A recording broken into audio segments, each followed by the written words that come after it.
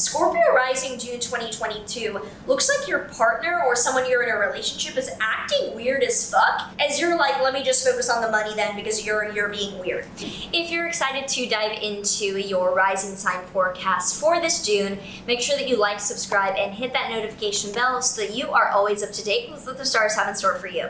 If we have not met yet, hello, I am Maren, live here from not live, but recording here from the Maldives. I tried to film outside, but it's way too loud and windy, so we are here in the bathroom. Hopefully you get a nice view of the pool and the water and everything. If we have not met yet, nice to meet you. I am a tropical Western astrologer. I use whole sign houses to do these forecasts. For more info, you can also check out the new and full moon videos that I will mention because I'm just going to gloss over those transits for this month, as well as the overall month ahead forecast can be useful for context.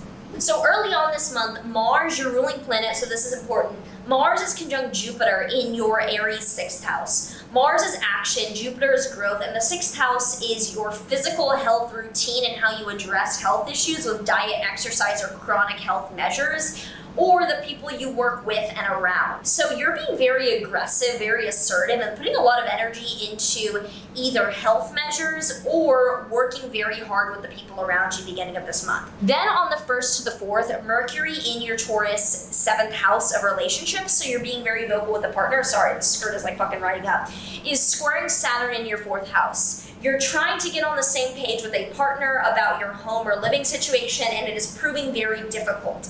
Then from the 4th to the 5th, Mercury is stationing direct in your 7th house. You're able to communicate more clearly, more effectively, and more directly with your partner after a while of it being very difficult. Also on that same day, Saturn is stationing retrograde in your Aquarius 4th house. This shows rethinking boundaries, rethinking the status quo, and rethinking what is reliable in your family or living situation. You might be having to change who and how you live, or who you live with and how you're living, or like the property of where you literally live. Then on the 11th to the 12th, Venus is conjoining Uranus in your 7th house. Venus is value, Uranus is sudden instability, and with them in your 7th house of committed relationships, you're like, oh, that is what really matters to this person. This is what they really want. This is the insight that was kind of out of nowhere, but I now get what's valuable more clearly for this other person. On the 14th, there's a full moon in your Sagittarius 2nd house. Full moons are releases, they are endings, they're times of letting go, and with it in your 2nd house of finances, looks like you are letting go of a financial part or a financial income stream, something you're letting go of financially around the middle of the month. This same day, Mercury is entering your Gemini 8th house. Mercury is communication, and it's entering its home sign of Gemini where it does really well in your 8th house of investing in finance. So logic, communication,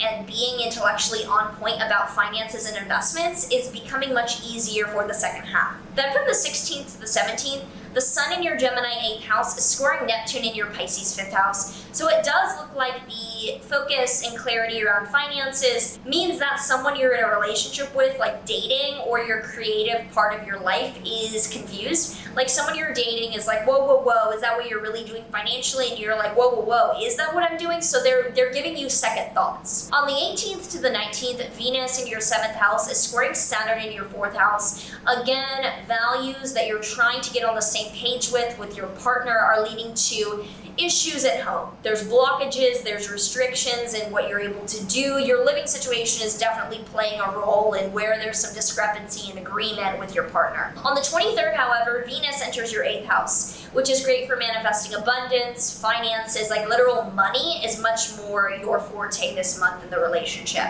On the 28th to the 29th, there's a new moon in your Cancer 9th house. A new beginning for foreign travel, higher education, or being on a trip and getting out of your comfort zone. Suddenly taking a trip could be something that is a new goal for you. Finally, we end the month with Neptune stationing retrograde in your Pisces 5th house. Neptune is dreams, delusions, things that are not realistic but could be inspiring. And the 5th house is dating, sex, kids, creativity. You're rethinking this relationship and what is realistic and what your dreams were for something that's a little bit more grounded. You're taking some time to reconsider that.